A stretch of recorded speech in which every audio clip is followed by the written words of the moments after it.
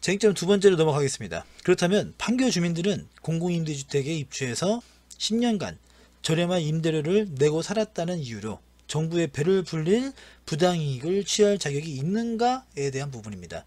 좀 말이 길어서 좀 그럴 수 있는데, 그러니까 아까 판교 주민들이 얘기하던 거죠. 원가가 있고 옛날에 가격이 있는데, 조성한 가격이 있는데, 이 10년 뒤에 가격이 10억 이상 오르는 집들을 그 10억 이상 가격대로 분양을 했을 때 그러면 정부만 배를 불리지 않느냐라고 얘기를 했죠. 그러면 반대로 주민들이 말한 대로 분양가 상한제를 적용해서 원가대로 분양을 받을 경우에는요, 이 부당이익, 정부와 LH의 배를 불렸을 그 부당이익을 이 주민들이 그대로 취하게 됩니다. 이거는 됩니까? 이거는 사실 말이 안 되는 부분이죠. 이는 현재 판교 신도시의 아파트 값을 한번 살펴보고 그 다음에 이야기를 진행하는 게 맞습니다. 아마 이 부분을 뺀 상태에서 그냥 이거저 얘기하면은 그냥 주민들 얘기가 맞을 수도 있겠다 생각할 수 있을 거예요. 자, 이하면은 국토교통부 실거래가 공개 시스템 그 홈페이지에 있어요. 네이버에 치면 그대로 나옵니다. 그래서 여기 들어가서 아파트 거래가를 제가 실제로 한번 체크를 해봤습니다. 이게 판교 동판교 쪽이에요. 판교역 인근에 있는 보뜰마을 8단지라는 LH 아파트입니다. 여기는 당연히 거래가 된 거 보면 임대주택은 아니죠. 바로 옆에 그 임대주택 인근에 있는 아파트입니다. 근데 역 앞에 있기 때문에 굉장히 비싼 아파트이기도 해요. 보시면 전용 면적이 101제곱미터입니다. 한 30평쯤 됩니다. 그리고 거래 금액이 16억 8천이죠. 사실 어마어마합니다. 20층짜리는 20층에 있으니까 뭐 나름 로얄층이라 부를 수도 있겠네요. 자, 제 위에 있는 거 계산해 보면 9원을 거래됐고 전용 면적 101제곱미터 30평 정도 되고요. 전용 면적이죠. 이게 16억 8천이면요. 평당 5,600만 원에 해당됩니다. 이게 강남에 있는 어지간한 아파트들이 이걸 못 따라와요. 또 다른 데입니다. 보트마을 7단지 그 옆에 있는 아파트입니다. 여기는 제 위에 있는 84제곱미터 전용면적이 좀 작죠. 거래 금액은 13억입니다. 9월 거래됐고요. 전용면적 기준으로 25평짜리 아까 얘기했던 국민주택 규모도 안 되는 거예요. 이게 아까 뭐 무주택자고 85제곱미터 미만이면 여기 요 아파트 같은 경우에는 뭐 이거저거 대책이 이거저거 다 지원 대책에 해당이 되죠. 근데 여기는 평당 5,200에 거래되네요. 평당 5,200에. 어디 강남에 재건축 재개발 아파트나 돼야 이 정도 금액이 나올 수 있을 거라고 보고요. 이거는 그래서 조금 떨어진 곳, 조금 전에 두 군데는 너무 판교역이랑 가까이 있었어요. 너무 초역세권이었죠. 그래서 조금 떨어진 곳에 있는 백현마을을 봤습니다. 백현마을 6단지 LH고요. 제 위에 있는 거 10월 달에 거래됐죠. 전용 면적 84제곱미터 아까 말씀드렸던 국민주택 규모 이하예요. 25평짜리. 총 거래가 13억 9천. 평당 5,560만원대입니다. 이것도 절대로 적은 게 아니죠. 보시면 이게 뭐 제일 비싼 것만 계산한 거 아니냐고 말씀하실 수 있는데 9월달에 거래된 거 보시면요. 74제곱미터가 13억, 12억 9천. 더 비싸면 비싸지 싸지는 않습니다. 조금 더 멀리 가보겠습니다. 백현마을 7단지예요. 좀 더 멀리 있어요. 한 블록 뒤에 있습니다. 84제곱미터 이것도 9월에 거래됐고요. 전용 면적 84제곱미터 25평 기준으로 14억 5천입니다. 평당 5,800에 거래됐죠. 이것도 마찬가지로 아래쪽 보면은 금액이 요거보다는 싼데 뭐 12억 8천, 12억 4천이니까 이거보다는 싼데 와 싸다 정도는 아니죠. 저기도 평당 5천 가까이 되니까요 다. 그래서 아예 서판교로 넘어갔어요. 동판교는 너무 비싸구나. 너무 테크노밸리랑 가까이 있고 판교이랑 가까이 있으니까 너무 비싸구나 해서 서판교로 넘어왔습니다. 서판교의 판교 원마을 1단지입니다. 이것도 주공 휴먼시하고요. 제 위에 있는 거 계산해보면 9월달에 거래됐고 전용면적 101제곱미터 그리고 30평이죠. 11억 4천에 거래됐습니다. 평당 3,800만원입니다. 이것도 상상이 안 가죠. 상상이. 저 경기도 성남에서 조금 더 내려가면 뭐 화성이나 수원이나 그죠? 용인이나 이런 게 다 있는데 거긴 지금도 분양가 1,000만원도 안 되는 아파트가 수두룩해요. 근데 평당 3,800에 거래가 됩니다. 휴먼시아가요. 이것도 절대로 멀쩡한 상황은 아니죠. 아래쪽 보시면 가격은 다 비슷비슷해요. 이거 조금 더 멀리 있는 거예요. 산운마을 6단지입니다. 산운마을 6단지 9월 달에 거래된 거고요. 전용 면적 118제곱미터 35평이죠. 거래가는 13억 2천입니다. 평당 3,770만원 선에서 거래가 됐고요. 이것도 참 너무 참 너무 차이가 나니까 뭐라 할 말이 없네요. 그 동네 제일 싼 아파트들이 3,770인데 아무려면 요 휴먼시아보다 옆에 있는 뭐 프루지오라든가 아니면 뭐 아너스빌이라든가 아니면 뭐 이런 데가 더 비싸겠죠. 당연히 비싸겠죠.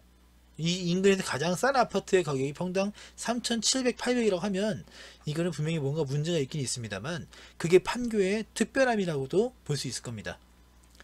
아까 쟁점 두 번째가 마저 이어가자면 국토교통부에 신고된 아파트 실거래가를 기준으로 했을 때 동판교는 평당 5,500만원 이상, 서판교는 평당 3,700만원 이상으로 거래됩니다. 절대로 작은 금액이 아니죠. 만약 분양가 상한제를 적용했을 때 저렴하게 분양 전환이 된 이유, 그 아파트를 다시 매도할 경우에는 어떻게 될까요? 이는 명백한 역차별이 됩니다. 인근 주민들에 대해서요, 굉장한 역차별이 되죠. 특히 최근에 아까 9월달, 10월달 거래됐던 그 아파트들은요, 얼마나 역차별 당한 겁니까? 이 사람들은 조성 원가대로 분양을 받는다고 하면 거의 평당 1, 2천만 원의 분양을 받을 건데 그 순간 시세 차익을 2배 이상 볼 수 있게 되는 거죠. 물론 그에 대한 전매 제한을 건다던가 여러가지 대책을 세울 수 있겠지만 까놓고 말해서 판결한 적은 앞으로 집값이 많이 떨어질 거라는 생각을 안 해요. 집을 지을 수 있는 공간이 많이 부족하고 특히 테크노밸리와 제2테크노밸리가 점점 더 성장하고 있고 더 잘 나가기 때문에 더 잘 나가면 잘 나가지 이 아파트라든가 이 가격들이 막 떨어질 일은 드물다고 생각을 합니다. 그러면 전매 제한을 걸더라도요, 그 기간 동안 버티면 되는 거예요. 그렇다고 새 아파트도 아니고 공공임대주택을 분양 전환하는 것들을 전매 제한은 무슨 뭐 5년 10년 이렇게 길게 때리기도 어렵지 않을까요? 그럼 10년 지나면은 지은 지 20년 된 아파트가 전매 제한에 걸려 있는 것도 굉장히 아이러니한 일이고요. 그래서 사실은 전매 제한 같은 여러 가지 대책을 세운다 하더라도 만만치가 않아요. 그래서 사실상 어렵습니다. 자, 쟁점 두 번째에 대한 주민 입장은 또 어떤 게 있냐면 공공임대주택을 유지하기 위해서요, 내가 무주택을 강요받았다고 얘기를 하더라고요. 남들이 집 사가지고 집값 오르는 10년 동안 상대적인 손실을 봤다는 주장도 있습니다. 그러니까 어디 누구는 대출 받아가지고 집을 몇 개를 사서 갭 투자를 막 하고 있는 동안에 자기들은 무주택자가 아니게 되면은 집에서 나가야 되기 때문에 그걸 못했다 이거죠. 갭 투자 같은 것도 못했다 이거지. 그래서 아마 작년쯤에 이제 집값이 막 올랐을 때를 얘기하는 것 같은데요. 사실은 그 외의 기간에는 집값이 이렇게 막 많이 오르고 그런 시기는 별로 없었습니다. 판교 지역 정도는 제외하고 말이죠. 솔직히 공감하지는 못하겠습니다. 주민들의 그 주장에 대해서요.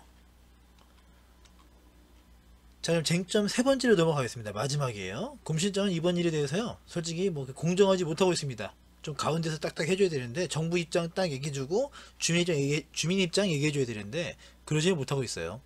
이 세 번째 쟁점 때문에 더 그렇습니다. 물론 두 번째에서도 그렇습니다만 조만간 청와대 앞으로 시위까지 나간다는 이들이 과연 공공임대주택에 들어갈 만한 서민이라고 할 수 있는가 하는 부분입니다. 물론 일부 진짜 힘드신 분도 있고요, 서민들도 분명히 있습니다. 근데 대다수에 대한 얘기를 한 거예요. 국민주택 규모 이하의 무주택자 임차인들은요, 임대를 연장하거나 저리 장기 대출을 받아서 매입하면 됩니다. 여기는 85제곱미터 이하의 아파트들도 평당 막 3천 몇만 원씩 다 가기 때문에 제일 싼 게요. 비싼 거는 아까 심지어 25평짜리가 평당 5,800까지 있었죠. 이거는 그래서 뭐 무슨 의미가 있겠나 싶긴 한데, 자, 높은 집값이 부담이면요, 일반 서민들의 입장에서는 좀 더 부담이 없는 지역, 다른 공공임대주택을 찾는 게 일반적입니다. 당연하다면 당연한 얘기죠. 물론 직장이라든가 아이들 학교라든가 여러가지 문제가 있을 수 있겠지만 아니 살 수가 없는데 어떻게 합니까? 하지만 이 판교 주민들은요, 그게 아니라 내가 뭐 집에 상황이 안 맞으니까 딴 데 가서 살아야겠다 이런 게 아니라 무조건 집값을 싸게 달라. 계약서가 명시되어 있고 내가 그걸 확인하고 사인하고 도장을 찍었지만 나는 더 싸게 달라고 얘기하는 것밖에 안 됩니다. 10년 공공임대인을 살았으니까 분양전환 시 감정평가율로 받는 게 맞아요. 근데 이 사람들 처음 얘기했던 건 뭐냐면 5년 공공임대주 수준. 그러니까 5년 공공임대를 살고 분양전환 할 경우에는요, 어느 정도냐면 원래 조성가 있죠. 아까 이 사람들이 원하던 조성원가와 감정평가 사이의 금액으로 분양전환이 가능해요. 그러면 시세의 한 70% 이하가 되겠죠. 애초에 그걸로 요구하다가 심지어 좀 더 나가서 아까 그 회장이라는 양반은 뭐라 그래요? 분양가 상한제를 적용해서 그냥 조성 원가대로 내놓으라 하고 있습니다. 그래서 나온 기사예요. 뉴데일리라는 기사에서 12월 18일에 나온 기사입니다. 판교 임대주택 분양전환 세입자 집단 이기주의 논란이라는 타이틀을 갖고 있습니다. 요 이제 사진 같은 경우에는 판교 신도시 산운마을 8단지 부영 사랑으로 단지 내 모습이죠. 이 판교의 경우에는요, 시세의 70%라고 해도 평당 2천이 훌쩍 넘어갑니다. 아까 제일 싸게 보셨던 아파트가 평당 3,770이었어요. 그거에 70%로 해봤자 평당 한 2,500 가까이 넘어가죠. 애초에 이 사람이 얘기했던 5년 임대주택처럼 좀 싸게 달라, 시세의 70%만 달라 라고 얘기해도 평당 2천이 넘어가요. 서민이 할 요구는 아니죠. 판교뿐 아니라 서울 경기 일대 임대주택 주민들 중 일부의 모습들을 보도한 게 있는데요. 한번 잠깐 보겠습니다. 시장경제신문이란 곳에서 취재에 나가서 보도한 겁니다.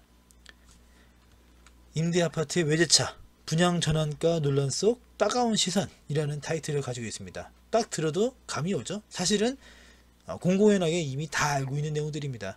이미 여러 번 기사에 나왔었고 뉴스에 나왔었고 다 알고 있는 내용들이에요. 부자로 보이는 사람이 너무 많아요. 1억이 넘는 외제차도 많아 보이고요. 입주자격 유지를 위한 위장 이혼까지 한다는 얘기도 있더라고요. 서울 성북구 임대아파트 입주민 L씨가 한 인터뷰입니다. 최근 임대주택 입주민들을 중심으로 분양 전환가 논란이 늘고 있다. 주변 아파트들의 분양가격이 급상승하자 기존에 살고 있던 임대주택의 감정평가액이 너무 높아졌다며 분양가격을 낮춰달라고 주장하고 나섰기 때문이다. 아까 이제 많이 보셨던 내용이죠. 현재 10년 임대주택의 분양가는 감정평가 금액 이하로 책정되도록 규제되어 있습니다. 좀 더 정확한 상황을 파악하기 위해서 판교로 찾아가 봤다고 합니다. 취재하던 기자분이겠죠. 이거저 막 현수막 걸고 뭐 시위하고 그러고 있는데, 근데 여기 아래에 보시면 요 주차된 차량들을 보면 사실 임대주택이 있을 만한 차들이 아니란 얘기를 하죠. 그런데 현수막 옆으로 주차된 차들이 눈에 들어왔다. 미니쿠페, BMW, 벤츠 등 외제차였다. SM5와 소나타도 주차되어 있었다. 차들이 많은 지하 주차장으로 내려갔다. 그곳의 모습은 충격적이었다. 일부 입주민의 차량으로 보아 넘기기에는 외제차들이 너무 다양하고 대수도 많았다. BMW, 디스커버리, 포드 익스플로러 뭐 되게 많네요. 세단급인 알페온, K9, 그랜저, 제네시스 등 이런 차들, 고급차들이 많았다고 해요. 차들만 놓고 보면 서민이 사는 아파트라고 느껴지지 않았다. 물론 그 주민들 중에서는 뭐 힙합 가수 도끼 이런 사람들처럼 뭐 차 많이 갖고 있는 게 또 자랑인 사람들이 있을 수 있겠죠. 근데 그런 차들이 너무 많다는 게 문제지. 그래서 이 외제차가 너무 많고 그 서민들이 사는 것 같지 않은 느낌을 너무 많이 받아서요. 주변 부동산 업계의 반응을 살펴봤다고 합니다. 운중동 A공인중개소 관계자는 운중동은 판교에 있습니다. 정확히는 알 수 없지만 내 집 마련보다는 시세 차익이 목적이신 분들이 많죠. 이야기 나눠보면 금세 알 수 있어요. 현재 주변 시세만 놓고 보면 실제 서민들이 감당하기 어려운 수준인 건 맞습니다. 당연하죠. 인근의 아파트 거래가가 그 정도로 나온다고 하면 시세 자체도 그 정도로 형성이 될 수밖에 없으니까요. 그렇다면 이 기사 내용 보시면 임대아파트 입주민은 고가의 자동차를 타고 다녀도 문제가 없을까? 공공주택 입주자 보유 부동산 및 자동차 관련 업무 처리 기준에 따르면 임대주택에 입주하려면 소득과 자산 요건 등을 충족해야 합니다. 이 중 자동차의 가격은 2,850만원 이하여야 하죠. 2018년도 기준으로 10년 전이 2천만원 초반대였을 것으로 추측된다.